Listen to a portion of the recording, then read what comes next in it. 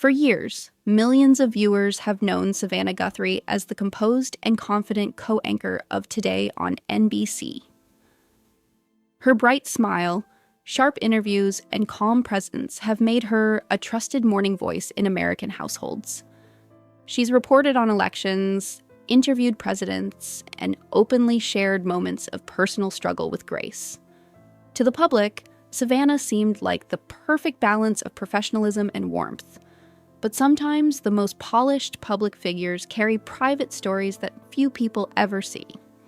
When her mother suddenly vanished in early 2026, a chain of events began that would threaten to reveal a long, hidden chapter of Savannah's life. The disappearance that changed everything.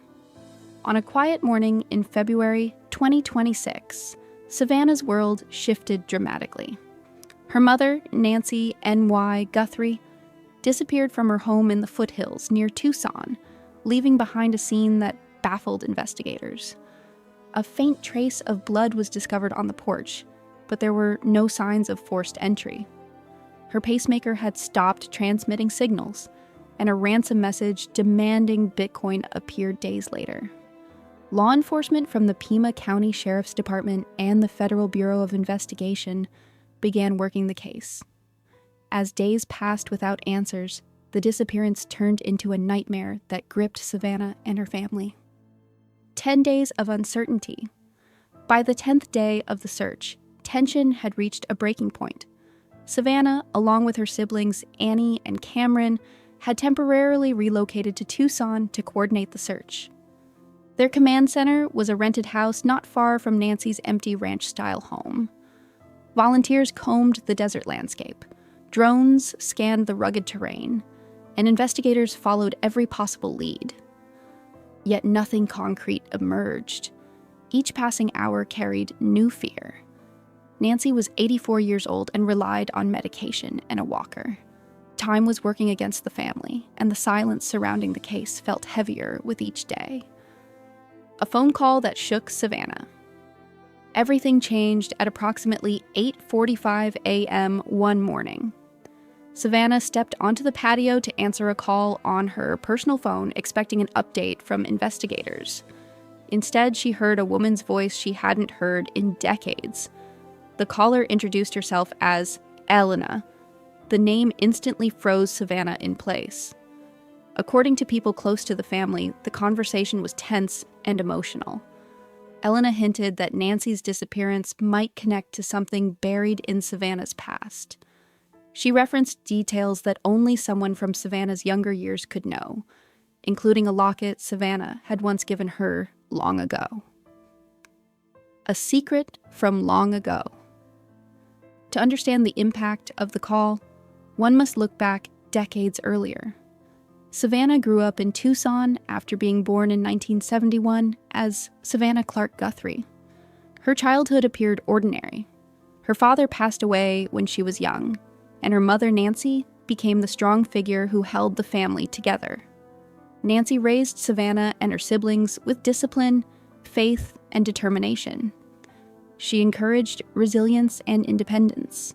Savannah excelled academically and socially, eventually attending the University of Arizona. But beneath that structured life, Savannah quietly struggled to reconcile her own identity and expectations placed upon her. The girl who changed everything. In the late 1980s, Savannah met someone who would alter her life forever, Elena Ramirez. Elena was older, charismatic, and deeply involved in creative and activist circles around Tucson. She organized small gatherings for young people seeking community and freedom of expression. At the time, those spaces often existed quietly and privately. Savannah attended one of the meetings after seeing a flyer at school. Elena immediately noticed Savannah's curiosity and intelligence. Their friendship formed quickly. Over time, the bond deepened into something more meaningful, creating a relationship that Savannah felt she had to keep hidden from the world around her. The creation of a double life. To navigate her personal feelings while maintaining expectations at home, Savannah created a kind of private identity. She sometimes used Clark, her middle name, as a symbolic alter ego among Elena's friends. In that world, she explored art, poetry, and activism, far removed from the disciplined environment of her family life. Those experiences gave her a sense of independence she had never known before, yet secrecy carried its own burden. As Savannah left Tucson to pursue education and eventually a journalism career, the two worlds grew further apart, leaving Elena and that chapter of her life quietly in the past. Success and silence. Over the following decades, Savannah's professional life flourished. She became a respected journalist and eventually rose to national prominence on NBC's Today Show. From the outside, it seemed like a story of determination and achievement. She married, built a family, and became a familiar presence to millions of viewers each morning. Yet some memories never entirely disappear. According to the account shared with her siblings after the mysterious phone call, Savannah had kept the story of Elena and that earlier life private for more than 30 years. The revelation stunned Annie and Cameron, who were hearing it for the first time. The search for answers. Elena soon arrived in Tucson to speak with investigators. When she met Savannah again after decades apart, the reunion was emotional. They embraced quietly, acknowledging a complicated history that neither had fully forgotten.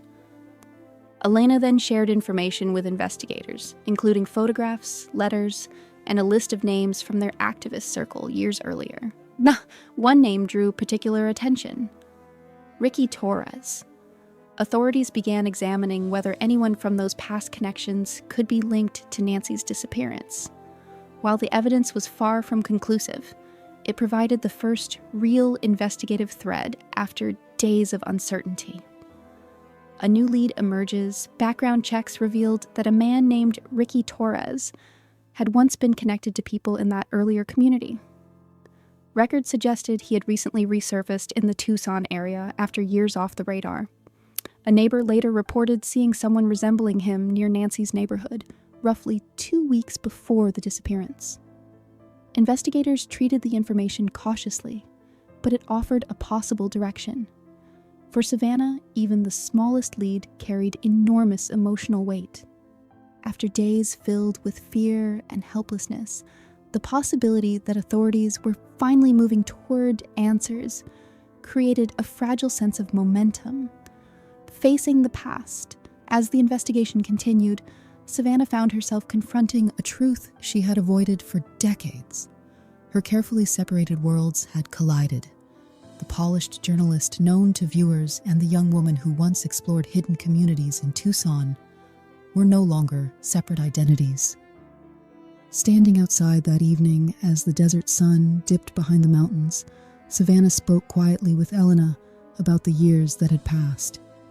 Both women had built lives, careers, and experiences far beyond those early days, yet the emotional connection between them remained part of their shared history. Outro. The story, still unfolding. Nancy Guthrie's disappearance remained unresolved, and investigators continued searching for answers. But the crisis had already changed Savannah's life in profound ways. The secrets she once carried alone had finally surfaced, forcing her to reconcile her past with her present. Whether the disappearance truly connects to events from decades earlier remains uncertain. What is clear, however, is that the story is far from over. As the investigation unfolds, the intersection of family, history, and hidden truths may ultimately determine whether Savannah's mother is found and what revelations still lie ahead.